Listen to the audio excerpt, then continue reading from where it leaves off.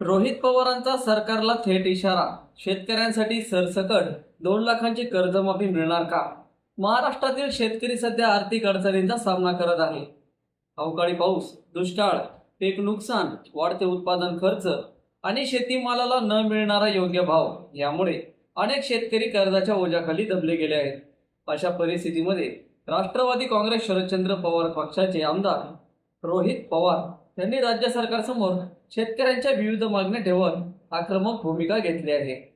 रोहित पवार यांनी राज्यातील शेतकऱ्यांना 2 लाख रुपयापर्यंतची सरसकट कर्जमाफी जाहीर करण्याची मागणी केली असून या मागणीसाठी 12 जून पासून पंढरपूर येथे अन्नत्याग आंदोलन देखील करण्याचा इशारा त्यांनी दिला आहे.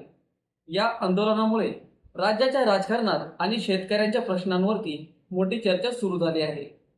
रोहित पवार यांनी सोशल मीडिया प्लॅटफॉर्म एक्सवरून या आंदोलनाची घोषणा केली.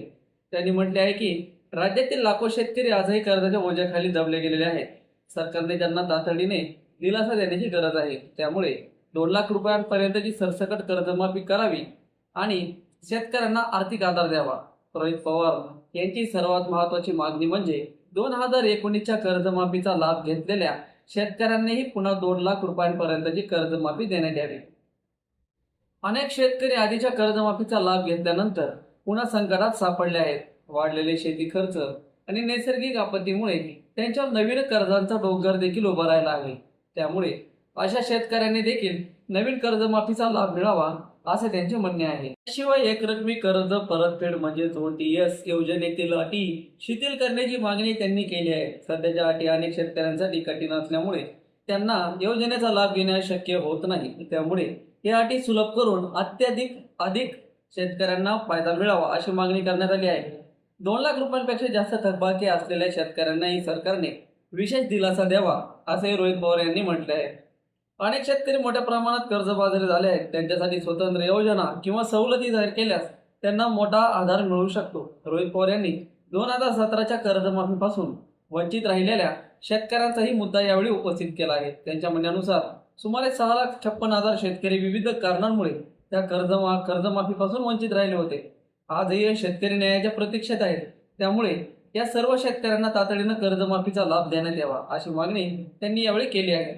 शेतकऱ्यांसाठी अत्यंत महत्त्वाचा विषय असलेल्या पीक विमा योजनेबाबतही त्यांनी सरकारवर टीका केली आहे. 1 रुपयामध्ये पीक विमा देणारी योजना पूर्ण लागू होती, मात्र नंतर या योजनेत बदल करण्यात आले. अनेक शेतकऱ्यांना विमा भरपाई मिळण्यात अडचणी येत असल्याच्या तक्रारी देखील यामध्ये केल्या आहेत. जाचकाटीमुळे शेतकऱ्यांना त्याचा लाभ मिळत नसल्याचे आरोप होत आहेत. त्यामुळे पीक विमा योजनेतील सर्व जाचकाटी रद्द करून 1 रुपयातील पीक विमा योजना पुन्हा सुरू करावी अशी मागणी रोहित पवार यांनी केली आहे. शेतकऱ्यांना नैसर्गिक आपत्तीमुळे होणाऱ्या नुकसानापासून संरक्षण मिळण्यासाठी प्रभावी विमा योजना आवश्यक असल्याचे त्यांनी नमूद केले आहे. पेरणीपूर्व शेतकऱ्यांच्या खात्यात थेट आर्थिक मदत जमा करण्याची मागणी देखील त्यांनी यावेळी केली आहे.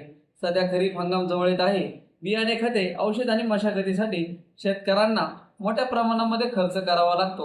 अनेक शेतकऱ्यांकडे पुरेसा निधी नसल्यामुळे त्यांना सावकारांकडून किंवा बँकांकडून कर्ज घ्यावे लागते. जर सरकारने पेरणीपूर्वच शेतकऱ्यांच्या खात्यामध्ये आर्थिक मदत जर जमा केली तर त्यांना मोठा आधार मिळू शकतो असं यावेळी रोहित पवार म्हणाले. यावेळी कर्ज घेण्याची गरज कमी होईल आणि शेतकरी अधिक आत्मविश्वासाने शेती करू शकतील असे रोहित पवार देखील यावेळी असं बोलले आहे. तर मित्रांनो, तुम्हाला काय वाटतं? रोहित पवारांनी जो स्टँड घेतलेला आहे शेतकऱ्यांबद्दलचा, तर यासमोर सरकार झुकेल का आणि लवकरात लवकर शेतकऱ्यांना जे कर्जमाफी होईल का? तुम्हाला काय वाटतं? नक्कीच कमेंट बॉक्समध्ये तुमची प्रतिक्रिया कळवा.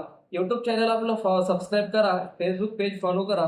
भेटू नवीन व्हिडिओमध्ये. तोपर्यंत धन्यवाद.